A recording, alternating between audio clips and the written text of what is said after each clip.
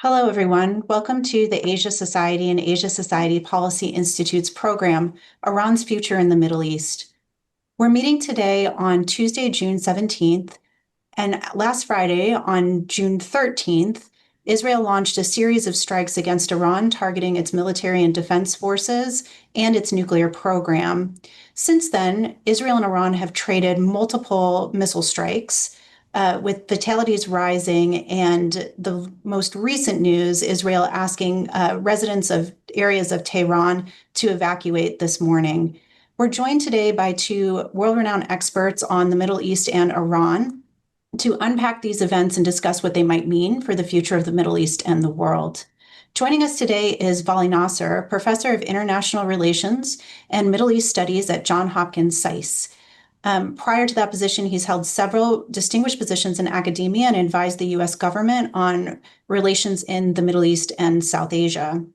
He's also written several books on Iran's grand strategy, its ambitions, and its and the sanctions regime and how it's affected the country. Interviewing him today will be Hamid Biglari, who is the Senior Partner, Chief Strategic Officer, and Chairman of the Asset Management and Financial Services at RedBird Capital Partners, a global private equity firm. Hamid has had a distinguished career in financial services, helming institutions such as 70.72 Asset Management, holding senior positions at Citigroup and other institutions. Hamid is the vice chair of Asia Society's Board of Trustees, and Vali Nasr is one of our trustees. So we're extra delighted today to bring the senior leadership of Asia Society together for this discussion. And without further ado, I'd like to hand it over to Hamid. Thank you, Rory, and welcome everyone. Rory gave he gave a setup for this discussion. I thought maybe I could add a little bit more context before we dive into the analysis with Vali. So based on the last estimates that I saw, 224 people have been killed in Iran and 24 in Israel. And also to put things in factual context, Iran's population is around 90 million and Israel's population is around 9 million. To give you context for why the Islamic Republic of Iran is viewed as an existential threat by Israel, many of Iran's hardliners, particularly on the Revolutionary Guard side of the house, which I'll refer to that as IRGC during this call, but also including the supreme leader, have been on the record calling for the destruction of the state of Israel. Although I should emphasize that contrary to conventional wisdom, Iran is not monolithic, and there are other political leaders, such as former President Rouhani or the former Foreign Minister and Vice President Zarif, for example, who have never used that inflammatory rhetoric. However, the point is that these extreme comments, particularly when they come from the supreme leader, is existential for Israel, not because of Iran's conventional military capability, but because of its ability to project nuclear weapons through ballistic missiles. And even though Iran has been under heavy sanctions, it's been able to develop both capabilities considerably. So to give you a sense of Iran's current nuclear program, it holds about 400 kilograms of uranium enriched to 60%. The reason this matters is that although uranium becomes weapons grade when it gets to 90% enrichment, going from 60 to 90% is much easier than going from 0 to 20% and then going from 20 to 60%. So to be concrete, Iran is just a matter of weeks away from having weapons grade uranium, and it has enough for up to 9 or 10 rudimentary explosive cores. And analysts estimate that it could produce one bomb's worth of 90% enriched uranium in about 2 weeks, and assemble a basic crude device in about 6 months. These are estimates. No one knows for sure, obviously.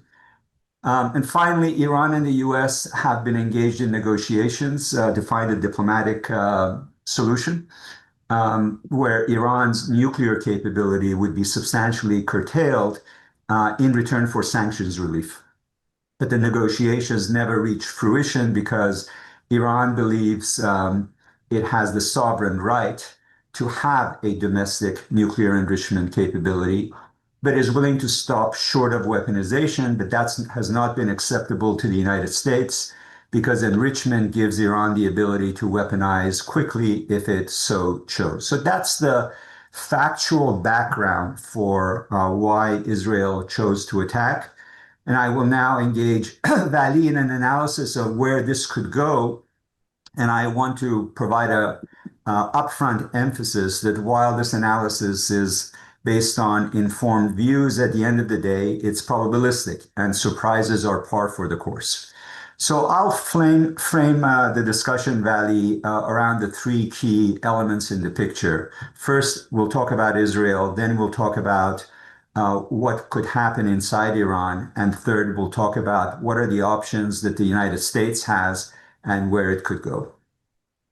So obviously, Israel has been planning an attack like this for years, but its probability of success dramatically increased with the substantial diminution of Hezbollah, Hamas, and the Houthis. So I could argue, Vali, that Hamas's terrorist attack on Israel on October 7th is what set in motion the chain of events that led to Israel's unprecedented attack on Iran a few years ago. Do you agree or disagree with that? And what do you think Israel's realistic definition of victory is? I mean, looking back, I think, let me actually first thank Asia Society and yourself and Rorry for putting this together. It's great being here and having this conversation now.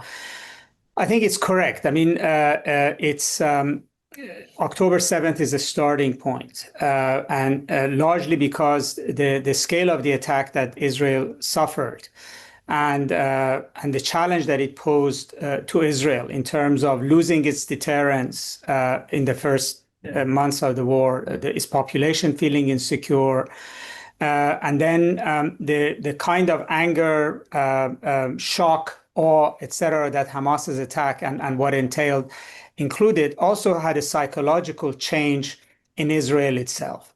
I think there was a determination that grew that Israel has to do a lot more and take a lot more risk and be willing to essentially eliminate this problem once and for all. So I think that's pretty important. In fact, before October 7th, the wording among many experts was that Prime Minister Netanyahu talks a big game, but is pretty risk averse. And in fact, when the United States killed the Iranian General Soleimani, it really irked President Trump that Netanyahu was present in egging him on to do this and was involved. And the last minute, Israel did not participate in the actual operation. And so there's a psychological shift, if you will, there's a change of mindset in Israel. And that changed essentially the balance of how much Hezbollah or Hamas or Houthis would restrain Israel's willingness to take risks and do things. So I think Israel's decision was that if Hamas could kill 1,200 Israelis, abduct 200 people, humiliate the intelligence services at the beginning, that this whole thing is a much larger order of threat and Israel has to do something.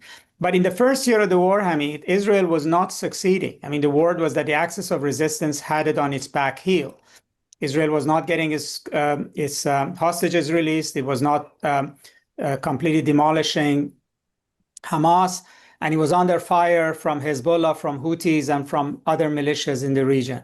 It is really the pager coup when they carry out that audacious decimation of Hezbollah's leadership that really the tide begins to change in an essential way.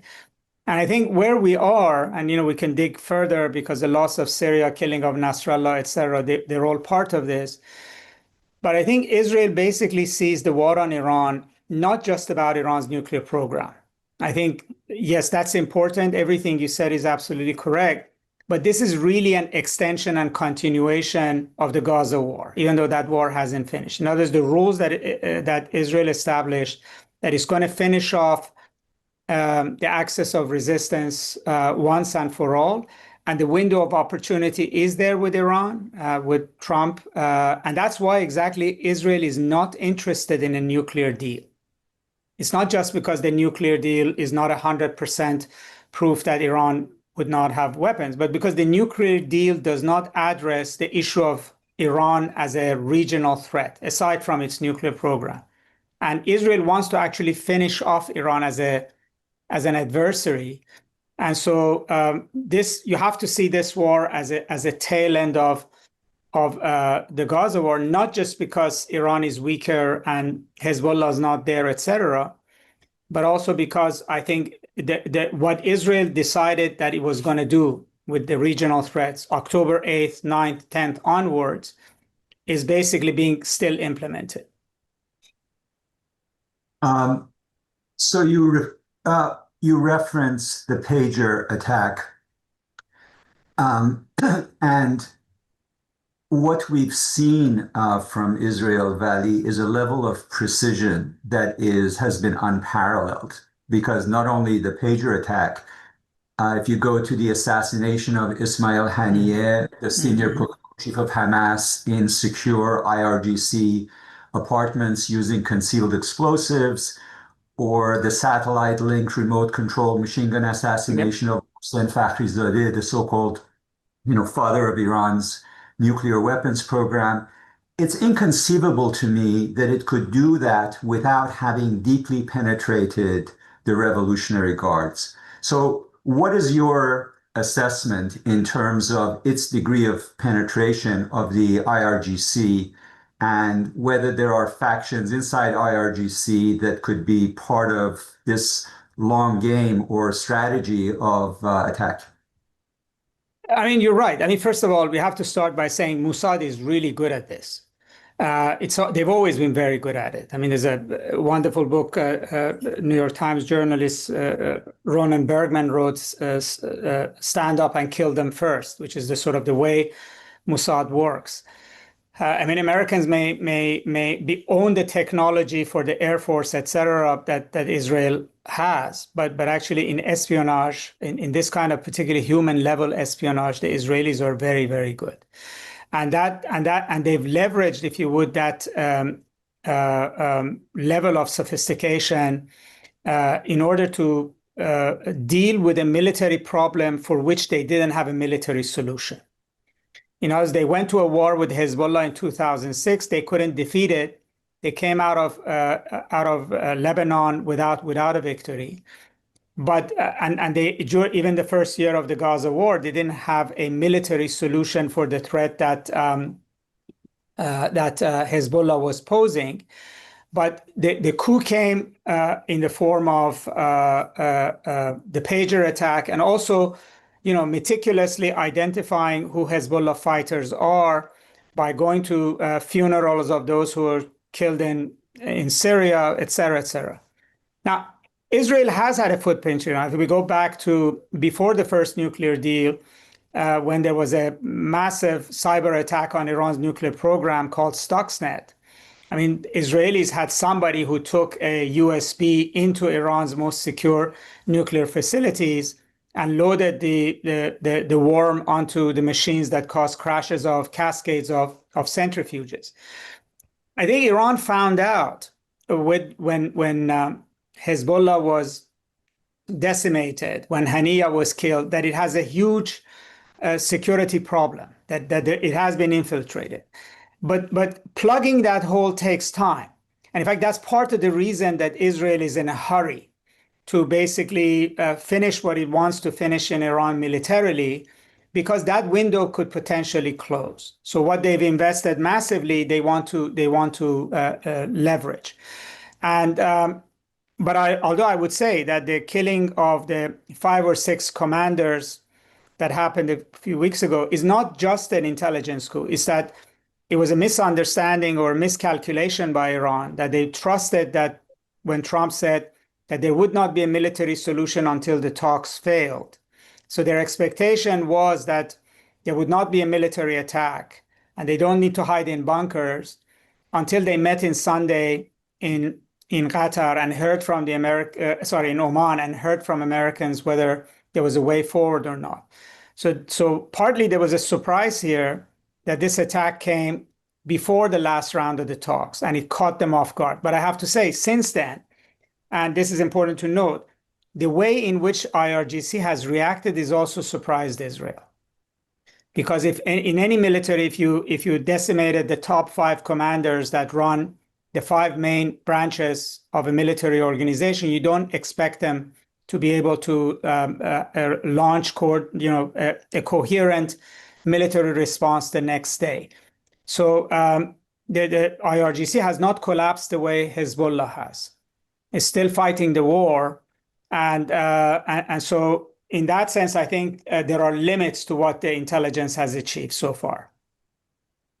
Let me probe 2 other dimensions regarding Iran. One is that Israel has been pursuing a balancing act by saying that it is going after Iran's leadership, but is not at war with the people of Iran. And is very careful to continue to make that distinction, including the label that it's using for this attack, which is Rising Lion. How far do you think that balancing act can go, given the increasingly high level of strikes into Tehran, which is inevitably going to hit the Iranian population? It's actually broader than Tehran. It's, as you know, it's across the entire country. And at what point is there a risk that they're running that at some point people would say, this is an attack against the integrity of the country, and as much as they may disagree or have animosity towards the regime, protecting the sovereignty of the country comes first, and it actually results in the population coming together behind the regime. How is it thinking about that balance? I mean, I think the Israelis are far too sophisticated and far too knowledgeable to buy into the regime change rhetoric that they're putting out. I think this is a lot of it is very, very sophisticated war propaganda. It's often understood. We are with the people. We are after the regime. We're going to help liberate you. You should rise up, etc. If it happens, it's great. But I don't think the Israeli war cabinet was putting any stock on a popular uprising in Iran. I think the way this campaign is being waged, and again, as you said, it has been thought of for a long time, is actually to degrade the Iranian state. So the attack very early on came against nuclear sites and against military leadership, which was supposed to be able to conduct the war. And then it began to go after the various organs and institutions of the state, from the radio, television, to refineries, electrical facilities, and even very early on, it did hit civilian targets, because even some of the generals who were assassinated were killed in their homes, and they lived in high-rises, and these were hit. And then I think they've proceeded, including with this threatening Tehran, ordering evacuation, which was then reiterated by President Trump, although Tehran does not have military targets inside of it. So it's no logic to say, get out because we need to hit. It's largely to create enough mayhem, enough anxiety that actually would make Iran, and particularly Tehran, ungovernable, would overwhelm the institutions of the state. And it's basically they're looking not for regime change, they're looking for regime collapse, if you would. And to make it such that the Islamic Republic cannot coherently govern the country. Now, the more the IRGC has shown resilience and targeted Israel it has also forced Israel to double down on this strategy, right? So Israel has hit what it can on the nuclear facilities. So there's nothing more to hit. It has the run of the skies. Where it wants to hit, which is the deeply embedded nuclear areas, it cannot do on its own. It needs American support, which is a topic we will talk about. So now it's really focused on forcing a collapse of the Islamic Republic. And I think the population is right now, the population is terrorized, basically. They're is around the country because they feel that they're defenseless. And all of a sudden, they're caught in a war they didn't expect. They don't know where to go. It's business, all their businesses, et cetera, is under threat. The number of casualties is not high, but there are some things that also Israeli officials have said that scare them. For instance, Israeli defense minister said that we're going to apply the rules of South Beirut, Dahia, to Tehran, or the rules of Gaza to Tehran, which is the same, which basically means that you're governed by an undesirable terrorist force, let's say, Hamas, Hezbollah. In Israeli minds, Islamic Republic is in the same category, but the targeting them will go through the civilians, and the civilians will pay the price. So I think the priority of the public is not regime change. And first of all, there is no regime to change to. What do you change to? Who to? What happens day after? Who's actually going to be running the police, the water, the electricity the day after? There's nothing there. And I think the coherence that the opposition had 2-3 years ago around the Mahsa Amini protests is actually fracturing. You can see some people are still gleeful that the regime is under attack. There are those who are rallying to the flag. They are making a distinction between patriotism and the country versus the Islamic Republic. But the priority of the population right now is not regime change, because regime change doesn't address the terror that they're facing. Right. I think I think the longer this goes, Israel's priority would be to knock Iran out as quickly from the fighting as before, and then the civilians basically become, or what they like, whether they like Israel, they don't like Israel, they want to be democratic or not, will become an afterthought. It become irrelevant to the war campaign. Let me explore that concept of regime change a little further. I think you and I can agree that regime change from outside of the country is not serious. Any change, if there is going to be change in regime or structure, it will have to happen inside the country. And I think we would both agree that the opposition outside the structure of the government is also highly fractured. That only leaves one other potential avenue for regime change, and that is if a faction within the IRGC decides that things are going so far that the integrity of the country is at risk, and decide to take matters into their own hands, mount a coup, and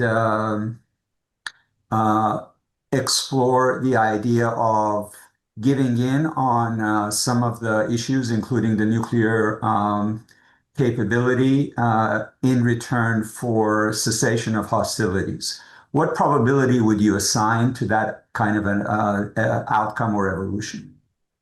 I think much more probability than the idea of regime change as we saw in Iraq or Afghanistan. I mean, we also have to remember that in those cases, there was presence of U.S. troops and tanks in the streets to actually install a new government, and that does not exist in Iran right now. If it come to a situation where the United States invades Iran and arrives in Tehran, and then it can basically install a government over there. Even the last time this happened in Iran at World War II, Allied forces invaded Iran, removed the king at the time, and put his son in its place. So this is not going to happen right now. Secondly, the opposition outside, as well as some opposition leaders who are in prison inside of Iran, they don't have a ground game. The opposition outside are very influential as influencers of public opinion, but they're not in a position to actually not only change the government, but actually run the country. And an example like very recently of Syria, where this HTS and Ahmed al-Sharra took over, this was a force of 30,000 fighters, which occupied a part of Syria and then invaded the rest of Syria. That also doesn't exist in the case of Iran, that you would say there are 30,000 troops under a leader is sitting in some corner of Iran and is going to invade. So the most likely scenario is that either under military pressure or because the supreme leader dies under whatever circumstance, or there is an internal battle, that you have an opening for a shift within the regime itself. And I think the closest I can give, and people may remember, is that when there was a sort of a battle for power after Gorbachev left, and Yeltsin, who now we think of him as a kind of a Democrat who changed Russia, but let's not forget, he was the mayor of Leningrad. He was a very high-level official of the state, basically directed the Soviet Union and Russia in a completely different direction, or a Deng Xiaoping in China. You know, that possibility is there, but the possibility of a military coup by IRGC, if things begin to really get out of control, there is chaos, there is war, there's a situation of national emergency that justifies putting the constitution aside and taking over, imposing martial law on the country, etc. That's the highest probability. But then the question is, would it be a much more hardline, ultra-nationalist coup of people who want to fight it out, double down, take a nuclear program underground, or it would be, as you said, a group which are more pragmatic and would basically say that, look, the game that we played all these years, our foreign policy, our national strategy is at its end, and we need to go down a different path. And all of this depends on what happens. In other words, we're not at that point, and how the war ends. And I have to say this, it also greatly depends on what's on the table. I mean, you know, reaching out to the West, pragmatics winning a struggle of power in Iran will not happen in a vacuum. You have to have a deal by President Trump on the table that ultimately majority of Iranians would rally to and provide support and demand it of the government. And those who are sticking their neck out with pragmatism would see that it actually would pay dividend. So just threatening war and demanding surrender from Iran is not going to encourage moderates from to win. See, you gave two scenarios. One, which is the ultra-nationalists take over and take the development of a weapon underground, and the second one is they reach a deal. I discount the first probability because to me that's just a continuation of the existing reason for war. And if anything, I think Israel and the United States will double down in that scenario to further escalate. It's not resolving anything. The only resolution that I see is if there's a direction change, essentially a implicit declaration of surrender by switching direction to avoid further, to enhance their survivability. Would you disagree with that? No, I mean, it's a question of timing. You're correct. I mean, doubling down in the long term does not work. But realistically, if President Trump is asking for surrender now, it could be an argument among some, and particularly you have to see the mindset of the people who take over, that would say, well, if he's offering surrender, we may as well fight it out. And maybe there's another option down there. And therefore, I think that's what I mean, that how Trump approaches this is very key. That, let's say, this very first coup that happens, which way does it go? Does it double down, which ends up in a war with the United States down the road? Right. Or does it actually, there is an opening for a strong argument that you have to make a deal. There is a third option, which is also possible, which is that if the war continues, let's say for a bit, and there is a regime collapse, in other words, you really have what we're seeing, it is possible to think that that might mean more going in the direction of a Syria or a Libya. Right. And there is enough, if you would, there, although most Iranians don't want to think that that's possible. But there are parts of Iran that have been enamored with separatism in Azerbaijan, Baluchistan, Kurdistan. There is a sufficient amount of economic pain and pressure, class difference between the poor and the rich, that if really you lose the capability to govern Iran, it is possible that there might be much more civil strife. And I don't want to say complete chaos, but you actually don't end up with a government that actually can make the decisions that you said. That Right. nobody is strong enough to actually make those kinds of decisions. Right. So let me switch to, if you're the United States, how should you think about this? So yesterday I read that Netanyahu had made a statement that Israel had set Iran's nuclear capability back significantly. But that seems to me to be more rhetoric than reality. And let me just contextualize why I believe that, so that at least the audience, I know you know this, but at least the audience has a better sense of this. So Iran has two major industrial strength enrichment sites. One is at Natanz and the other one is at Fordo. Natanz is primarily above ground. Fordo is primarily underground. The main enrichment centrifuges of the country is in Fordo. And just so you understand what underground means, it's buried around 80 or 90 meters below the mountain More ridge. than that. I think we're down probably some of it half a mile. I think it starts at 80 or 90 meters and then goes further down.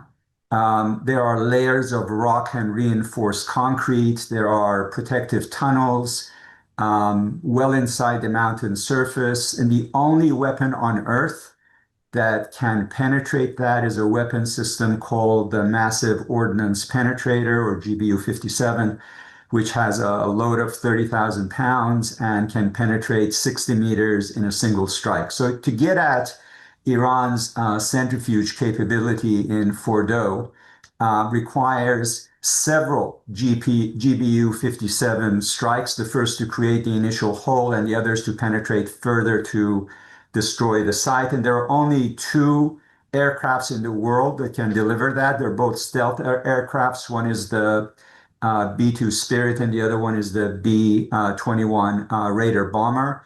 And they can't sit on aircraft carriers. The closest one to Iran is in the island of Diego Garcia in the Indian Ocean, which is thousands of miles away from Fordo. So to really finish off Iran's nuclear capability requires fundamentally the US to get directly involved, which is essentially a declaration of war between the United States and Iran. Now, that goes counter to everything Trump and the MAGA movement believes in, which is not to get the US involved in a distant war.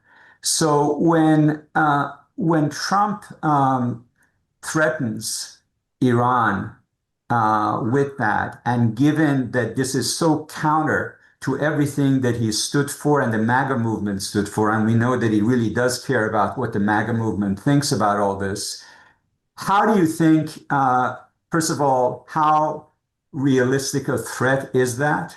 And how do you think the people in Iran are reacting to those kinds of threats? I think it's a very good point. I think before the attacks happened, there was more of a sense that that the MAGA mentality was dominating. That Trump didn't want war. Yes, he would say if diplomacy fails, I would have to do it, but that he wasn't going to do it. And there was also reading of the tea leaves, like he let go of his national security advisor. And then the new Secretary of State / National Security Advisor, Marco Rubio, fired a number of neocon lower level people. There were very loud voices in the MAGA movement: Marjorie Taylor Greene, Tucker Carlson, Steve Bannon, etc., which are all of whom are very anti-war. And then there was the example of Yemen, that he allowed the war start and then he pulled the plug on it when it wasn't getting the results that he wanted. But then the question is, how does Iran interpret the Israeli attack? So one theory is to say Trump can say anything he wants, but the decisions are made in Jerusalem, not in Washington. That he basically, Bibi, and in fact, his foreign minister, I was on a program, he was talking, he said, well, we decided the talks have failed. I thought that was a really interesting comment. In other words, they're not even at the table, but he basically said, we made the decision that these talks are not going anywhere and we're going to pull the plug. So if that's the case, then the Iranians may conclude that everything we say about MAGA, Trump, etc., is immaterial. This decision is driven by Bibi, and Bibi can control Trump. The second argument is that Trump actually never meant to negotiate with Iran, that this was all a ruse, and all along he had a deal that this would happen. And now they can look back and say that's true. There were 5 rounds of talks. The first 2, the U.S. was not even ready to talk. It didn't have the personnel. Witkoff just showed up. When the Iranians gave him a proposal in the first meeting, he said, I'm not ready for a proposal. This is just a get to know you meeting. And then, he didn't want to do sustained talking. He wanted to come, meet for half a day, leave, and then leave it to the Omanis to do things. And then they got stuck on basically this enrichment issue, which was only one element in what a deal ought to be. They never actually negotiated about substance. And even before they got there, then it pulled the plug. So you could say that he never even meant to negotiate. And the third argument is that he just decided to try to use an Israeli strike to soften Iran up. And he might have lost control now. That he thought that they would bomb a few places, they would kill a few people, and then the Iranians would come on their knees and sign whatever he dictates. So I think it's very difficult to read what the true Trump is, because having started this is extremely difficult. Now, if Trump really, the key question, and I think where Iran is, Iran's only leverage is to force Trump to face war, because otherwise Trump expects surrender from Iranians. And so the only way that they can deal with them is to say that if you think you're crazy, we're crazier than you. We're willing to risk an all-out war. Are you ready to invade with tens of thousands of troops and get bogged down in the Middle East? If you're not, then as Iran's foreign minister has said, you have to get Israel to stop and then negotiate properly about a nuclear deal. So there is already, if you want, pre-negotiation through intermediaries and through the press that's going back and forth. I mean, neither Iran nor America has closed the door to negotiations. But the key issue is right. I mean, if there is a deal, Trump cannot bomb Fardo. He has to stop there. And then he has to find a way to control Bibi. And I find what Bibi said extremely interesting. It's almost like he's preparing a way to claim victory short of destruction of Fardo, to say that, we've achieved a lot, because it's really up to him to say Iran is now, he keeps saying Iran is 6 months from a bomb. He can now say they're two years from a bomb. I mean, he can change the narrative. If Trump is not, goes and bombs Fardo, it is still possible that he thinks that Iranians will be forced to negotiate after Fardo is gone. But then the scenarios could be very, very complicated. The Iranians may at that point retaliate, either against the United States directly, bases around the region, go after the world oil markets, put mines into the Straits of Hormuz, basically try to force the United States hand on war, or that they basically would say, you know what, we're going to come out of NPT, we're going to rebuild something like Fardo, we're going to kick out all the IAEA inspectors, and we're going to rebuild the program and accelerate directly to build a weapon. And here's something which is interesting, because everybody's been talking about enrichment. But according to Bibi Netanyahu, and I take him at his word, Iran has enough enriched material for 9 bombs. Now, I don't know whether that's 60% or 90%. That in other words, he says they can basically build a bomb. So Iran can build 9 bombs as we're speaking without having Fordo and Natanz, if you take Netanyahu at his word. He says we haven't bombed those enriched uranium because it may cause radioactive dissemination, but it's also possible they don't know where those are. And so then if Iran goes dark and you don't have a deal with it, then the US is going to be put in a position again that the only way to ensure that Iran is not building a bomb is actually to invade Iran and try to do what they tried to do in Iraq. So bombing Fordo, yes, there's a scenario in which you bomb Fordo, you kill the supreme leader, the whole thing collapses and you're done with it.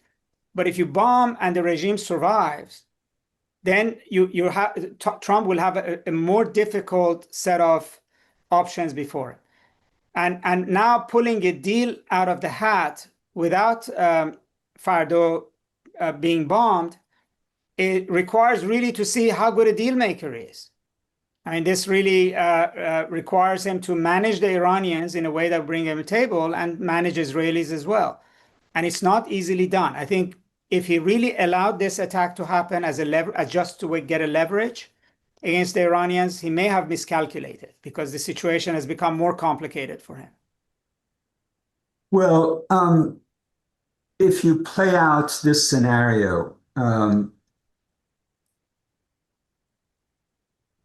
just as much as the current situation may be existential for Israel, if it gets to the point where the situation is existential for the regime, what is there preventing it from going after shipping in the Persian Gulf? And let's assume that it does fall along the lines that you initially outlined. This will be Iraq and Syria on Libya on steroids if Iran were to disintegrate. And the calamity that would occur in the region is uncontrollable for the world's energy markets, given the importance of Iran and the region for that.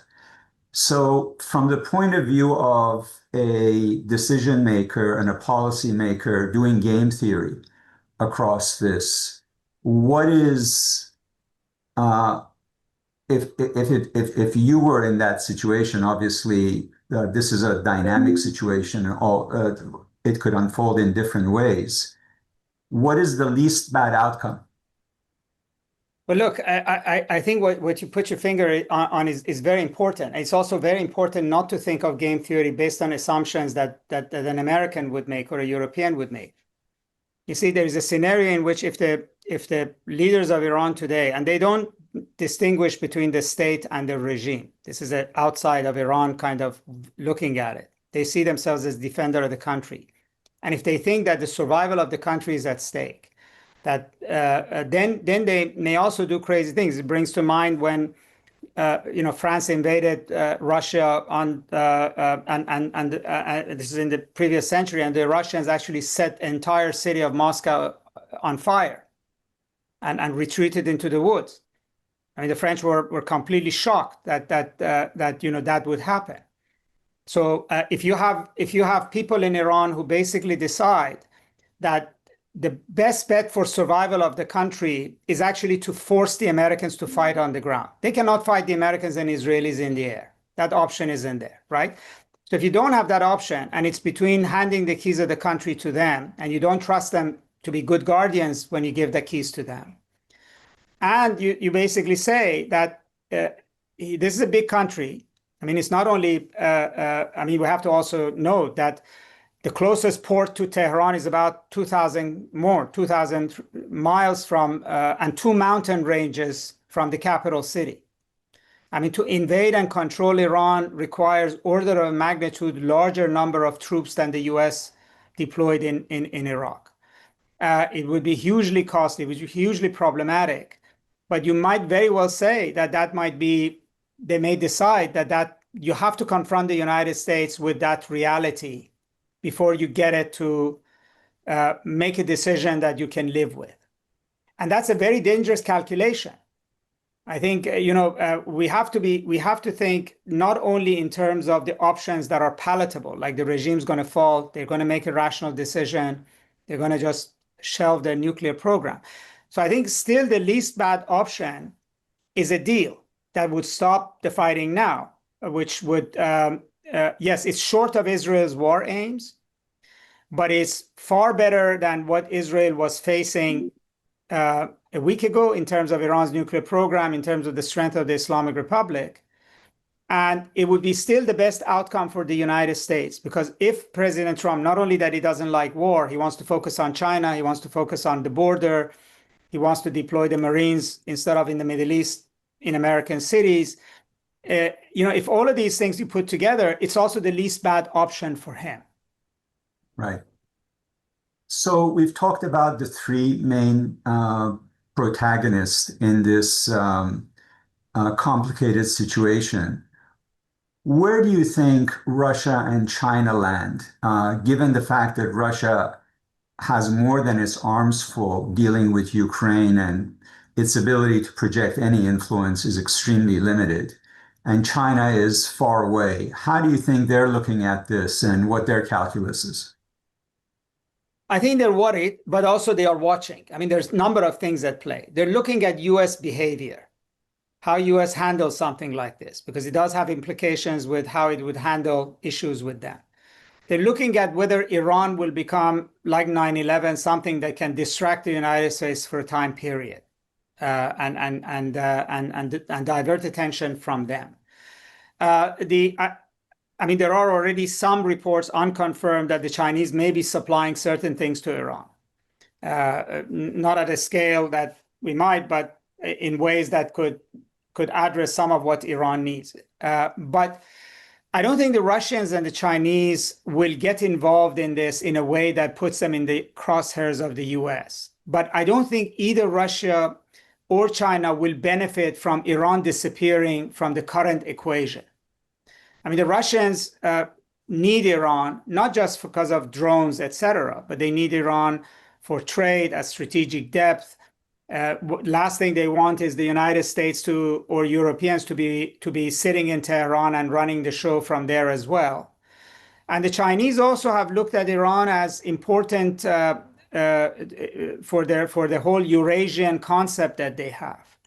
And yes, they're not going to risk saving Iran, but I think they might still provide certain assistance to Iran just to keep Iran afloat and keep it going. This might also be financial. It might be varieties of things that are non-lethal. And then it really depends on how this ends. I mean, if Trump is actually able to pull a rabbit out of the hat, it does impact his global standing. If, on the other hand, he gets bogged down in a war, or it looks like he's being basically managed by Bibi Netanyahu, that also has implications for how much he can do. So it's one of those cases where it doesn't have a direct bearing on bilateral relations there, but it is not insignificant or irrelevant to the whole to how these things, how those relations might unfold. Now, Israel has thus far stopped short of going after Iran's political leadership. Its targets so far have been military leaders and control centers. What do you think could be the tipping point? Because obviously, they have the ability to, through their internal sources, to figure out where to go if they wanted to.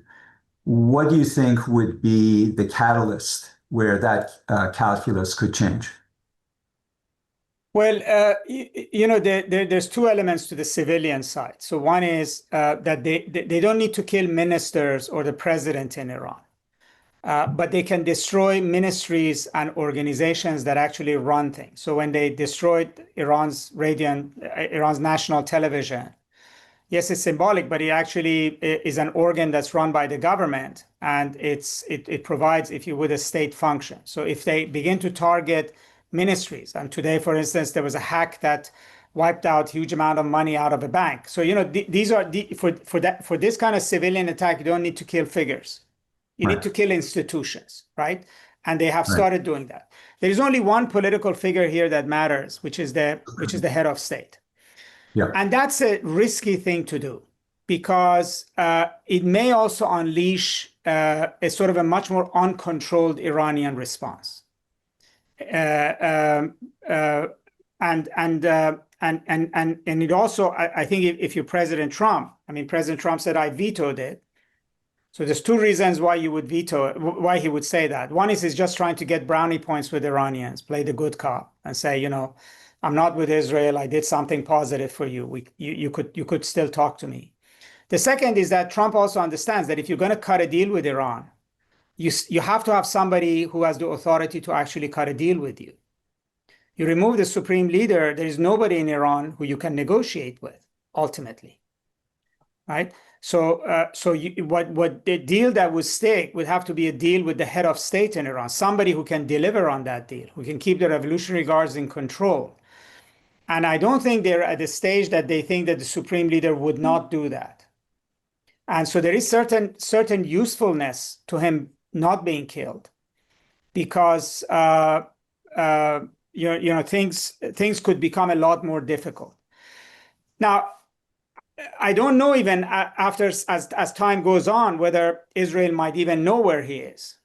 The more time the Iranians have to fix the problem of being identified as to where they are, the more difficult this will become. It doesn't mean that they can't ever find out, but he may not be as accessible as he was in the first 24 hours, let's say. And that's partly seen because the Israelis are not able to kill the new commanders of IRGC. They are killing commanders, but not the way that they killed specific heads of divisions that they did in the first go around. Let me just ask one more question in the last 5 minutes that we have. How do you think they're not a prominent player in this? They're secondary players. But how do you think the Saudis, the Emiratis, the Pakistanis, the countries surrounding Iran are viewing this, and what is the outcome that they're expecting?